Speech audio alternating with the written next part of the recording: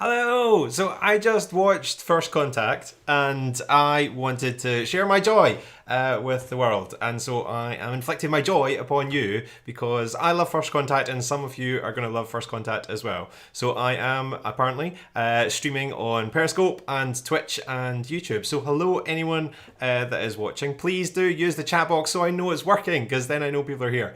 I'm dressed weird as well because I decided to throw on my favourite uniform since I was going to be streaming after watching this. If you know what this uniform is from, by the way, Combadge might give it away. Put in the chat box. I want to know who recognises this uniform. The hat is mine, but I think it goes with the outfit. It goes with the tone of the outfit. So anyway, hello, welcome to my Saturday night and my beautiful backdrop, courtesy of NASA. I've just, with some friends, rewatched Star Trek First Contact, and if you know me, I'm obsessed with Star Trek. First Contact is one of the best Star Trek films. I mean, I love them all. They are all kind of family to me, but First Contact is a fantastic film, whether you like Star Trek or not, I think. First Contact, correct me if I'm wrong, but it is the film that if you have a friend who doesn't like Star Trek, you can inflict First Contact on them and they will love it and they'll be converted. It's a good starter film. Sorry. Yeah, I'm getting geeky comments. Thank you. So I thought in this video I would count down some of my favourite moments from the film, and I thought I'd focus on my favourite lines because it is a phenomenal film, and in it there is so many funny little bits, there's some serious bits. I mean, from the moment those credits roll, it's quite an emotional film. Like that beautiful Jerry Goldsmith introduction, it's got beautiful music, beautiful acting. The ship looks amazing, the uniform looks amazing, the whole cast look fantastic, and they are at absolute top of their game. So if you don't know First Contact, then where have you been? You've had plenty of time to watch it. It is one of the greatest Star Trek films, and it is about the Borg. And the Borg are the iconic Star Trek villains. And it joins us right in the action. It just drops you straight in. It works on the assumption that you're going to know some of the characters, and we are straight into the action with Captain Picard having a jump scare. At the start of the film, he's having a dream, there's a jump scare. I won't spoil exactly what happens, but it's fantastic. And I think it's probably about the only jump scare, the only real jump scare in the Star Trek franchise. And again, if I'm wrong, then put in the comments. I want to see what Star Trek jump scares you've found, or maybe just what Star Trek stuff you've been frightened of. Anyway, I digress. So as a jump scare, the Enterprise, our main ship, is barred from the action. So the Borg have started invading Earth. They're on their way to Earth, this terrifying enemy, and the flagship of the Federation, Picard and the Enterprise, are not allowed to go. They're not allowed to go anywhere near the action because Picard has previously been assimilated by the Borg, and they think that would introduce an unstable element into the conflict. So they are sent to the neutral zone to guard the border and scan gaseous anomalies, which they are obviously not happy about because they are best placed to go in and fight. So our valiant heroes are sent off to scan dust and debris at the start of the film. But very quickly they are joining in with the action as the battle for Earth starts to go a little bit awry, and Picard and his valiant crew decide to abandon their mission, to break their orders and head to Earth, where they do meet the Borg. Thanks to Picard's previous experience with them, they are managed to destroy the imminent threat of Earth, but the Borg have a little sphere inside. The little sphere launches towards Earth and drags itself back into Earth's past. Still our future, but Earth's past, and the Enterprise follow them there. The idea is that the Borg go back in time to try and assimilate Earth or stop Earth's progress back hundreds of years ago. and then remove the threat to themselves just now. So our crew follow them back to Earth's past, our future, just after World War III. And that is where the kind of battle takes place. There's two kind of storylines that are happening. One is the storyline on the ship, where the Borg are trying to take over the Enterprise. There's a second storyline down on the planet, where some of the Enterprise crew are helping to build the first warp-capable spaceship that will launch into space and trigger a kind of global universal space race where all different planets will come together. And this is a crucial moment in Earth's past or future, and so some of the crew are on the planet helping that to happen. Anyway, that's a brief summary. I'm not going to fill it with spoilers, but I do want to count down some of the amazing moments that I've seen. If I miss any out, then let me know. Tell me what your favourite Voyager, I was distracted. Tell me what your favourite First Contact moment is, because I won't have them all in here. Maybe you like the funny bits, maybe you like the emotional bits. I've got a bit of a mix of both. So let's get started. First up in my countdown of the 5 top quotes from First Contact, we're going to start off with a funny one. Now this involves 2 of my favourite characters from the Star Trek franchise. If you have heard me talk about Star Trek before, you will probably know how much of a fan I am of any of the Doctors. All of the Doctors, maybe not Phlox, but most of the Doctors are just extraordinary. They are funny, they are witty, they're absolutely amazing. And in First Contact, we get a little cameo. Voyager's Doctor, the EMH, beams in, or appears as a hologram, which he is, to stop some Borg coming through the door. So Dr. Crusher is trying to escape sickbay, and she summons the EMH to try and stop the Borg from following them.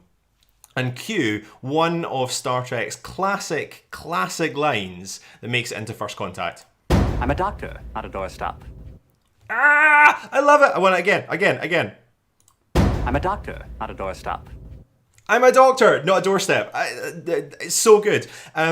Bob Picardo, who I just think is phenomenal, he actually got the job as the Doctor on EMH because he ad-libbed the line that I'm a doctor, not a nightlight, because someone had forgotten to turn off his EMH program, and in the audition he ad-libbed the line, I'm a doctor, not a nightlight. And the weirdest coincidence is, he didn't know, he wasn't a Star Trek fan, he didn't know that I'm a doctor, not a was an iconic line that had been developed by McCoy. So they're bringing that callback back, Doctor, not a doorstop, and to make it even better, you get this beautiful comeback from Dr. Crusher, who says to do a dance.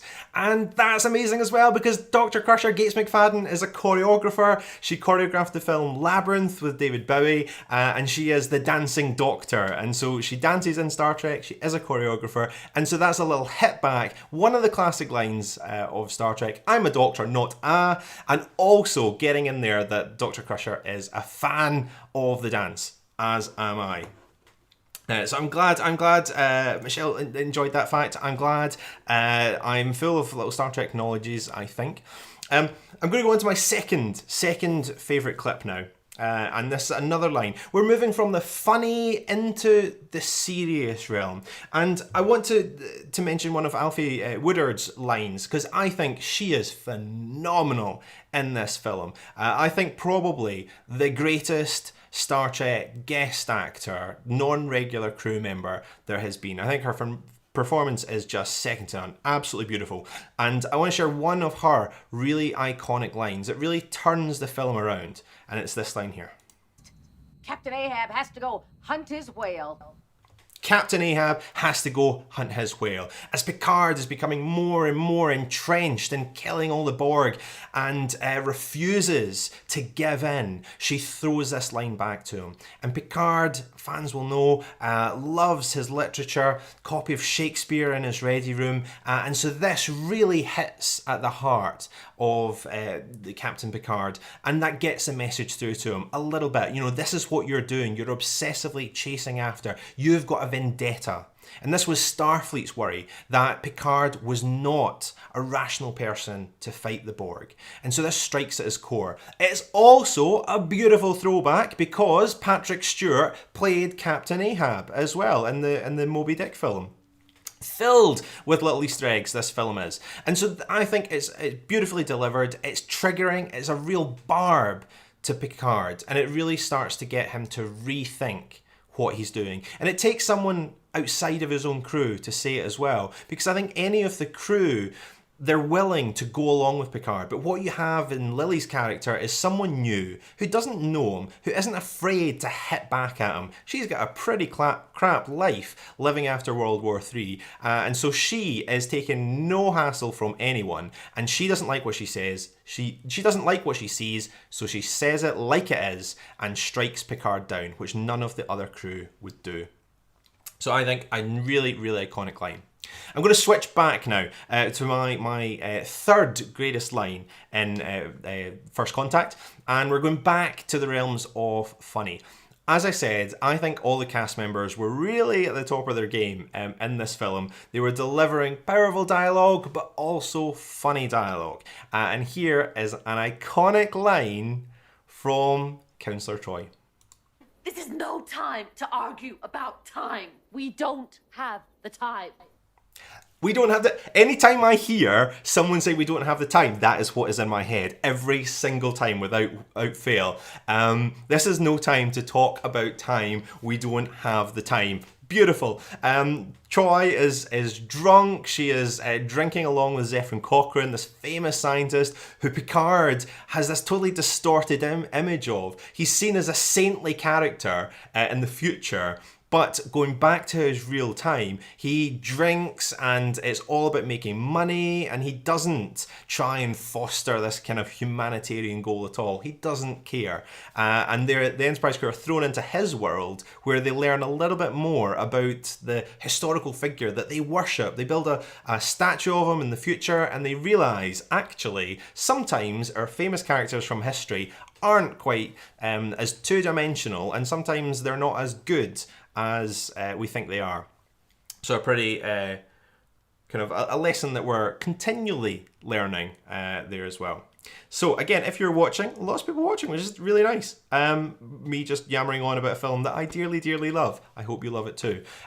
So I've counted through a few of my favourite lines. We had the Doctor saying, I'm a doctor, not a doorstop. Funny line. Then we had Lily's character saying that Captain Ahab has to go and hunt his whale. My third pick was that line from Counselor Troi saying this is no time to talk about the timeline. We haven't got the time.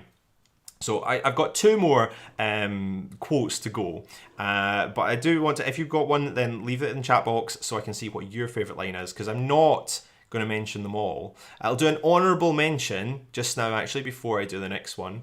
Again, it's funny. It borders into the cheesy, and it's Worf when he has the gun and he launches it. He fires a phaser towards some Borg at one part of the film. He delivers the most ridiculous line in the film, which is, "Assimilate this." Beautifully delivered, but too cheesy to make it into my top 5. But it does get a bit of an honourable mention. So on to Worf's character. Worf starts the film on the Defiant because he leaves the Enterprise. He is off doing his own thing, captaining the Defiant in the fight. But he, at the Borg fight, prepares for ramming speed. He flies the Defiant, or attempts to fly the Defiant, into the Borg cube, and the Enterprise beam him across. And so for this film only, he is back with the Enterprise crew. But Picard and him are clashing, and Picard is clashing with all the crew through this film because he is Captain Ahab trying to hunt his whale. And he gets a kind of confrontation with Worf. He insults Worf. He thinks Worf is being cowardly because of his actions. And Worf, being a Klingon, calling him a coward is the worst possible thing you could possibly call him. And so my second greatest line from First Contact, it's not so much a line, but a kind of whole section in the film, was after Picard is kind of sending off his crew for the last time, saying goodbye to them all as what we think might be for the last time. And as Worf leaves, he calls Worf back because he realizes what he said was a mistake. I think you're the bravest man I've ever known. And there's this really short but really emotional moment between Picard and Worf where he says, I think you're the bravest man I've ever known. And that, builds up through the film, this kind of antagonism between them both. But they do all really, really love each other. And just that beautiful moment before they say goodbye for what they think is the final time. Just to say, you are brave, you're valid. Partly just to make up for that YouTube video of people telling Worf to shut up. If you Google that on YouTube, there is a video of people saying no to Worf because like every suggestion he's ever made has been shot down.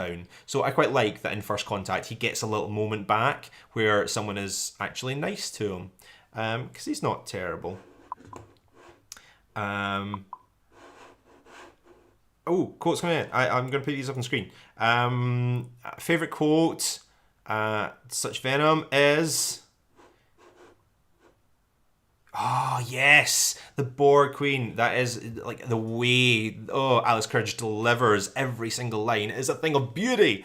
And she was suffering, God love her, in that film. The Borg Queen outfit is not a comfortable or flattering thing. Although, most of the time she wasn't wearing it. She kind of hovered over the top of it.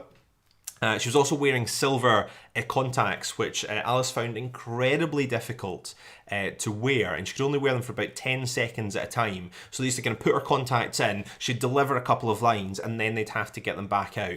It really was hellish for her to play that role. And again, there's some really great photos online of Alice kind of all wrapped up in a blue sheet, kind of hovering over the sculpture of the Borg Queen's body, because that wasn't Alice's actual body.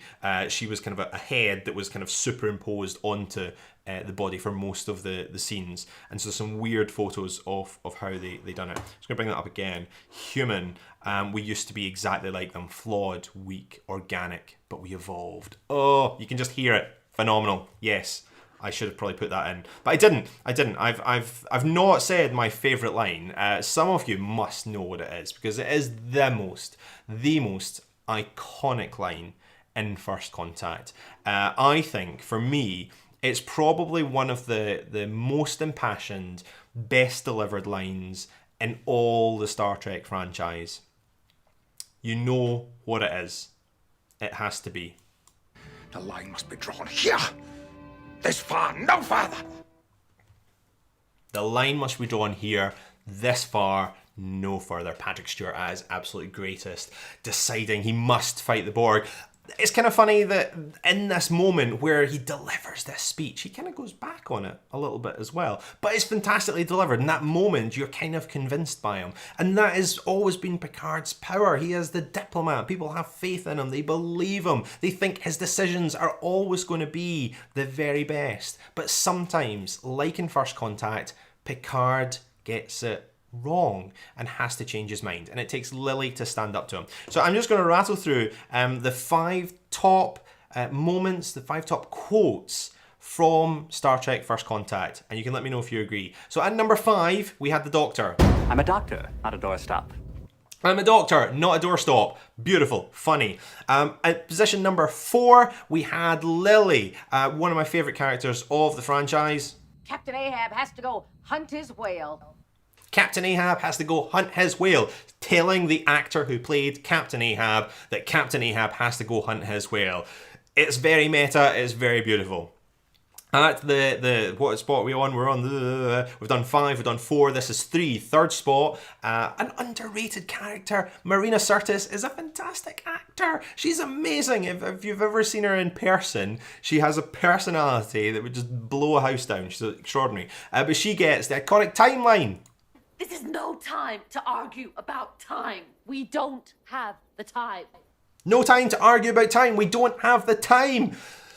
Beautiful. And then we went to the emotional depths of Picard and Worf. Picard's apology as Picard climbs down from his high horse. I think you're the bravest man I've ever known. I think you're the bravest man I've ever known. Beautiful. Worf's not my favourite character. I wish he had a little bit more dimensions to him. A little bit honour and fighty for me. There could have been more. But anyway, and that leaves my favourite line of Star Trek First Contact. Probably one of my favourite lines of the Star Trek franchise, other than my God Bones, what have I done? Beautiful. Anyway, that's a different film for another day. So my favourite line of Star Trek First Contact is... The line must be drawn here. This far, no farther. The line must be drawn here, this far, no further. And that also will draw a line under this little mini stream.